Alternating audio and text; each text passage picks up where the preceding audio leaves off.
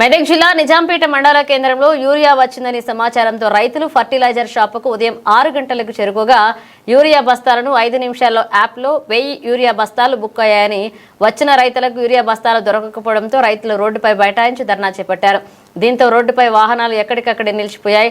CM down వ్యవసాయ అధికారి రావాలంటూ నినాదాలు చేశారు. దీంతో పోలీసులు ధర్నా వద్దకు చేరుకుని రైతులకు నచ్చచెప్పి ధర్నా విరమింపచేశారు. ఈ సందర్భంగా రైతులు మాట్లాడుతూ యూరియా బస్తాల కోసం రైతులు ఎంత ఇబ్బందులు పడుతున్నా ప్రభుత్వం పట్టించుకోకపోవడం దారుణమన్నారు. యాప్ ద్వారా రైతులు నష్టపోతున్నారనే కానీ బస్తాలు దొరకడం లేదని ప్రభుత్వం వెంటనే యాప్ను తొలగించి పాత పద్ధతి మాదిరిగా యథావిధిగా పాస్బుక్ల ద్వారా యూరియా బస్తాలను అందించాలని డిమాండ్ చేశారు. యాప్ పేరిట ఫర్టిలైజర్ దుకాణదారులు బ్లాక్ దందా కొనసాగిస్తున్నారని యాప్ను తొలగించాలన్నారు.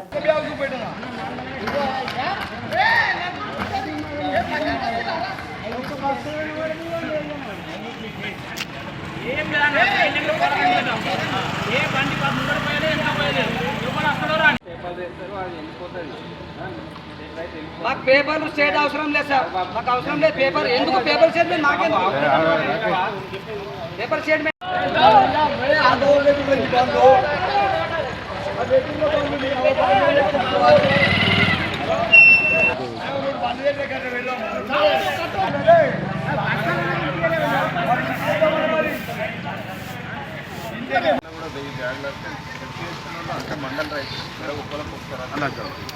సార్ మొత్తానికి బ్యాగలేదు పెట్టలేదు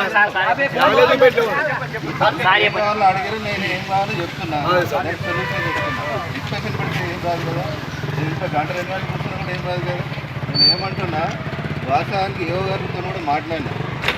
స్టాక్ మొన్న 500 ఇవాళ కూడా 1000 వచ్చిందట. మార్నింగ్ ఏవో గారు కూడా చెప్పారు. అంతా బుక్ చేసుకున్న వాళ్ళు ఆన్లైన్లో మన రైతులే సార్. వాస్తవానికి వేరే మండలంలో కూడా బుక్ కాదట. అది ఆన్లైన్లో క్లియర్ కట్టి షో అవుతుంది. ఇబ్బంది అప్పుడప్పుడు టెక్నికల్ ప్రాబ్లమ్స్ అవుతుంది, అది వాస్తవమే. అంతకుముందు రాత్రి మనకు ఇప్పుడు 4 గంటలకు కూడా నిలబడ్డది ఒకటైంది.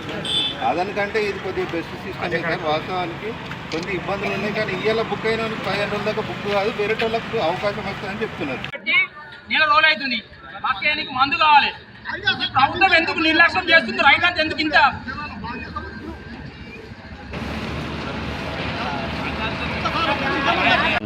నేను ఏవోసారికి ఏం చెప్పారంటే యూరియా వచ్చినాయి, దయచేసి బుక్ చేసుకోవాలని చెప్పి ప్రతి ఒక్క ఏఈఓ మేడం గారు వారి గ్రామాలకు సంబంధించిన గ్రూప్లో పెట్టడం జరిగింది.